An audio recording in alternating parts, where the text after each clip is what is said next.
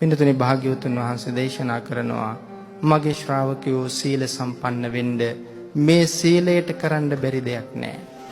තථාගතයන් වහන්සේගේ දේශනාව මේ සීලයට කරන්න බැරි දෙයක් නැහැ.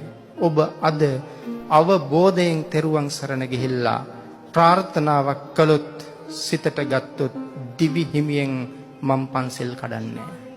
ඔබට පුළුවන් නම් සමාදන් වෙන්න. මේ මළුවේ වාඩි වෙන මොහොත වෙනකනුත් ඔබ අතින් සිද්ධ වෙච්ච පව් බොහොමයි. මම අතින් සිද්ධ වෙච්ච පව්ත් බොහොමයි. පින්නතුනි හරියටම තෙරුවන් සරණ ගිහිල්ලා පන්සල් කඩන්නේ නැහැ කියලා පොරොන්දු වුණොත් ප්‍රාණ පරිත්‍යාගයෙන් පන්සල් රකින්න පොරොන්දු වුණොත් මෙතෙක් කරපු සියලුම පව් පුච්චලා හොසි කරලා දානවා. ඒකයි සීලේ බලය. ඒක තථාගත දේශනාවේ එහෙම්මම සඳහන් කරන අට කතාවල් වල.